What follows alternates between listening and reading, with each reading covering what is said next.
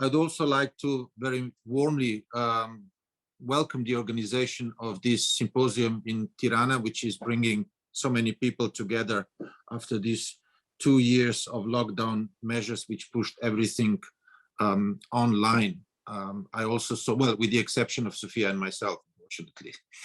I also saw before that there were some really original sitting arrangements in the room, so I'd be interested how this is going to play out, but I'm sure you're going to tell me.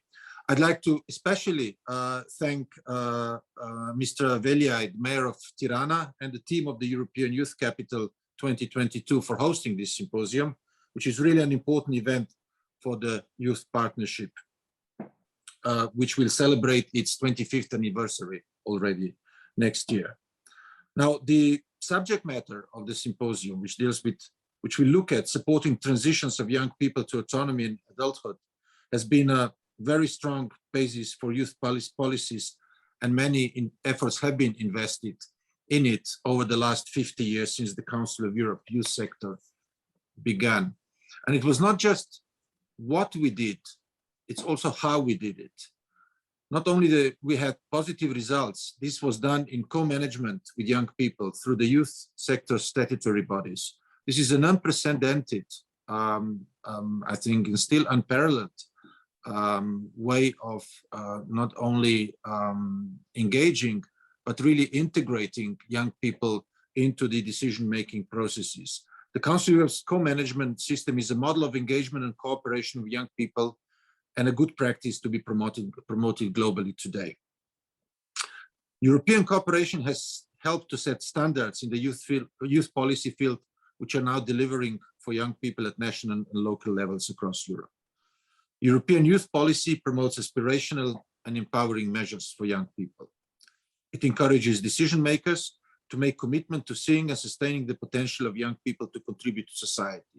This is very important, because that engagement and cooperation, integration of young people in the decision-making processes should not be regarded only as something that is a concession that is given to young people, something that is a gesture of well-intentioned. It is an asset for society, because young people bring to the table their specific perspective and knowledge and creativity that is absolutely necessary in order to be able to cope with all the challenges that we are facing as societies and globally. We can see that in many critical fields in which young people are actively engaged for more inclusive policies, the youth climate justice movement, the sustainability and digital transition demands, the political participation of young people are just a few examples. To mark this commitment and continue to promote it further, the Council of Europe is running a campaign entitled Democracy Here, Democracy Now. I don't think we need to explain the reasons why holding this campaign right now, at this time, at the moment when our democracies across Europe, not only Europe, are under enormous pressures, and we can clearly see the trends of democratic backsliding, which needs to be stopped before the consequences become irreversible.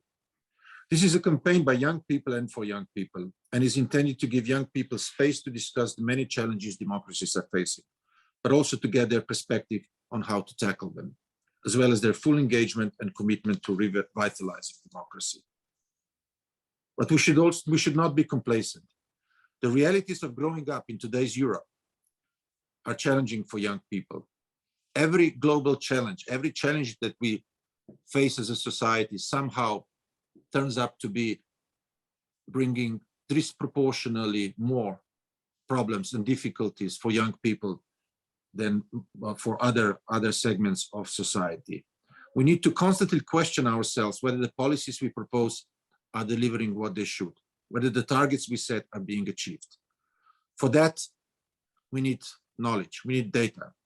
We rely on research, knowledge, and an understanding of young people's realities. And the Youth Partnership with the European Commission is our tool to do so.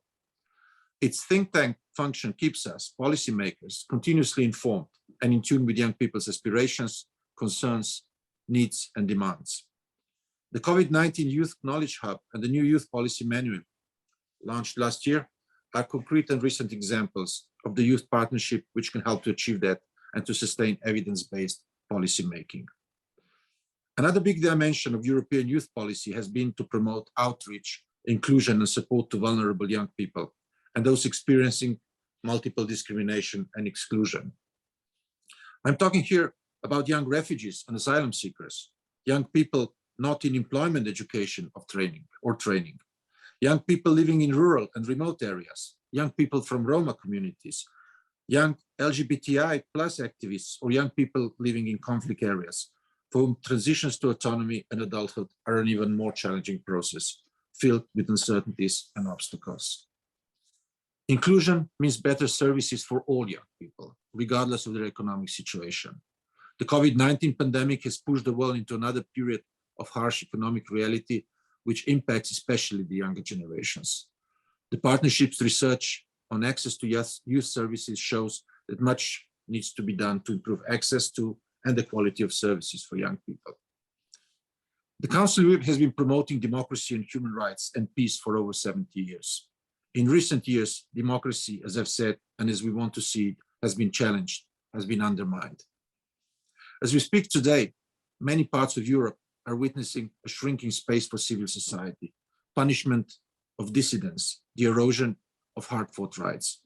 As we speak, a war, a brutal aggression against a country and its people is taking place in Europe.